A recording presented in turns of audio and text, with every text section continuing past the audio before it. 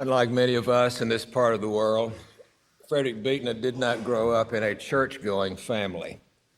His parents were socially prominent, highly educated New Yorkers for whom religion simply was not of interest. And therefore, he was not given any spiritual resource on which to turn when life began to work him over, as it works us all over if we live very long. In fact, his childhood innocence came to a shattering end one Saturday morning when he was 10 years old. His father got up before anybody else in the family, went down in the garage and carefully closed the door, turned on the ignition of the old Chevrolet, sat down on the running board, and was asphyxiated before anybody in the family realized what was happening. The older Beekner had been a promising young adult, an honor graduate of Princeton. Everyone expected him to follow in the tradition of his achieving family. But the Great Depression came just as he was getting established professionally. Because of that, he could never get and keep the kind of jobs that he wanted to provide for his family. And unfortunately, he began to rely on alcohol to cover his disappointment, which only exacerbated the difficulty. And because he had no spiritual resources on which to rely, it got to the place that he felt the only way out was that dark exit called suicide. And so he bolted through it. Years later, when people would ask Frederick how his father died, he would always say he died of heart trouble. And then he said this was partially true. You see, he had a heart, and it was troubled. And at the depths of that trouble was the absence of hope. He had nothing on which to rely when life worked him over. Young Beekner went on living much as his family had. He was sent to the Lawrenceville School in New Jersey for his prep school days. Went to Princeton as his father had gone before him. That was interrupted by World War II, but he went back after the war, finished at Princeton, and then he was invited to come back to his alma mater, to Lawrenceville, to be a junior teacher of English. Many of his old professors were still there, and he wondered what it was going to be like to enter that circle of giants as someone who was so young. And yet he has a beautiful metaphor for those 5 years. He said, during that time, fathers became brothers and brothers became friends. A wonderful, wonderful analogy of how the generations are supposed to adjust to each other. But then the lack of spiritual resources began to take their toll on young Beekner. He experienced a great deal of depression. And someone suggested to him that he might go to the Madison Avenue Presbyterian Church in New York City, where one of the great preachers, George Buttrick, was the senior minister. He said, you might go and listen to this man because he is uncommonly a bequeather of hope. And so young Beekner went, and he was enthralled with Dr. Buttrick's erudition, his eloquence. But even more significantly, there seemed to be a vitality from a world beyond the worlds that streamed through that brilliant British preacher. He preached about how that Jesus had refused a crown that was offered him in the wilderness of temptation. But then Buttrick said Jesus is in fact a kind of king, because every time a human being allows Jesus to become their Lord, that is his true coronation. And then he said such things always happen amid confession and tears and great laughter. And it was those last two words, great laughter, that triggered a genuine religious epiphany in the life of the young professor. He said, spiritually speaking, it was like the great China Wall came tumbling down and Atlantis came up out of the depths of the sea. Something from the world beyond the worlds moved through Dr. Buttrick into the heart of young Beekner, and he saw for the first time that to the mystery of Godness, Jesus gives a face, and on that face, a smile of everlasting mercy. He was so moved by this experience that he went the next week and made an appointment with Dr. Buttrick. And this wise old minister sensed the vast giftedness of the young professor, but also his tremendous God hunger. And so he suggested that Beekner might consider studying for a year at the Union Theological Seminary in New York. And so ironically, for a man who had probably never been in a church more than 20 times in his life, at the age of 27, found himself enrolling in a theological seminary. He encountered for the first time the wonder of the great story that courses through Holy Scripture. He said he had seen excerpts of the Bible in courses in Western civilization, but never had he encountered the story in its entirety before. And he reports that he was astonished about two things. First, he found the Bible to be incredibly earthy, incredibly realistic, and ruthlessly honest.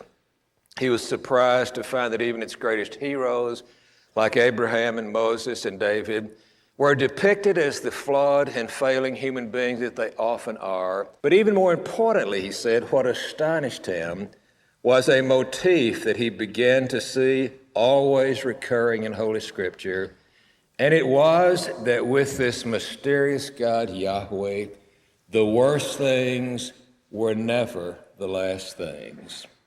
This God seemed to always have something up God's sleeve. This transcendent one was full of surprises. He reminded Buechner of the ancient alchemists who were always looking for a way to take lead and turn it into gold. And lo and behold, this image of an ingenious one who could transmute even the worst into something healing and something saving. He saw this again and again and again, for is not that the deepest truth of the Christian vision, that the seemingly worst things in the economy of God are never the last things? This ability to take bad things and somehow transmute them into healing and blessing. There is nothing beyond the ingenuity of the holy. Madeline L'Engle has written a wonderful novel using a line from a 14th century mystic which says, all the evil that humans have conceived or done is no more to the mercy of God than a live coal to the sea. If you'll think about the size of a live coal and think about the vastness of the ocean, then you get a proper proportion of that which is evil and that which is good. Evil is the unmaking, the reversing of what it is that God is all about. But all the evil that humans have ever conceived or done is no more to the ingenious mercy of God than a live coal to the sea.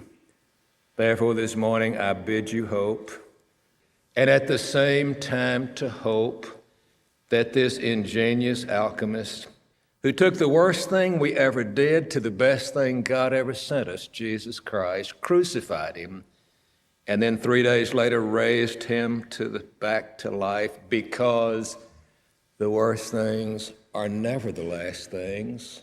God is never outmatched by evil, always something up God's sleeve, always some ingenious surprise to take the lead of evil and transmute it into the gold of good.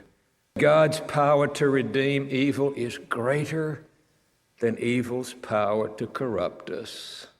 And to hold that hope and to embrace that kind of deity, to believe the ingenious alchemist is our refuge and our strength, that is the secret of hope.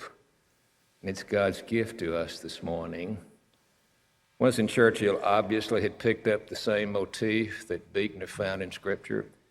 And the last two things he ever did publicly are both expressions of that profound faith.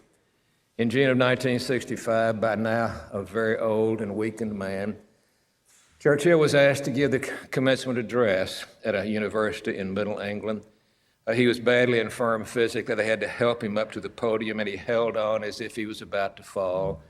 Those that were there said there was this long silence as that doddering old man stood there, not sure that he would even have the strength to speak. But then they said he raised that head, and that voice that had called England back from the brink years before made its last sound publicly, because he looked out to that group and said, "Never, never give up. Never give up." And with that, he turned around and took his seat. Everybody was stunned at first. They say it's the only graduation address in the history of man that can be remembered verbatim. But they stood up as one person when they realized what he had done, and they clapped because there was congruity between what the man said and what the man had experienced. If you know anything about Churchill, his career was pronounced dead again and again and again, and yet he continued like a phoenix to rise up because he believed the worst things are never the last things within this ingenious God of ours. 3 months later in September, he died. And he had obviously known that this time was coming, and so he had left careful instructions about his burial, which was to take place in St. Paul's Cathedral, that magnificent building that inspired our own nation's capital. And those that were there said it was absolutely unforgettable. As the great Anglican ritual unfolded, the scriptures were read, the hymns were sung. But then at the end, Churchill had asked that two special things take place.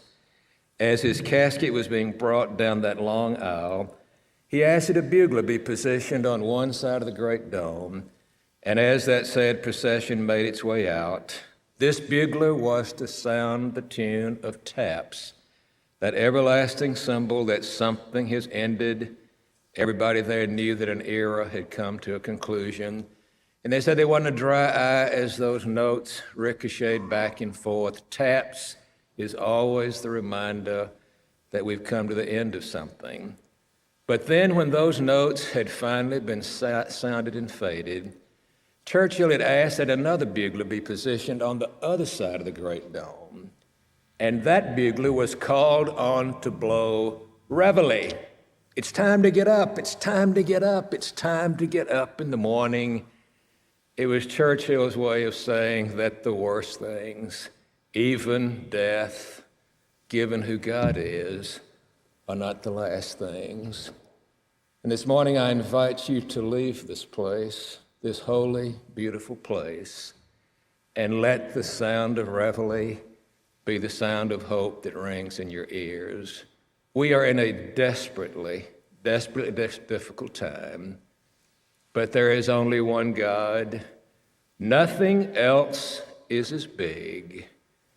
And I'm betting my life on the fact that this worst thing is not going to be the last thing in the hands of the ingenious alchemists. Therefore, I bid you hope. Hope in what God can yet do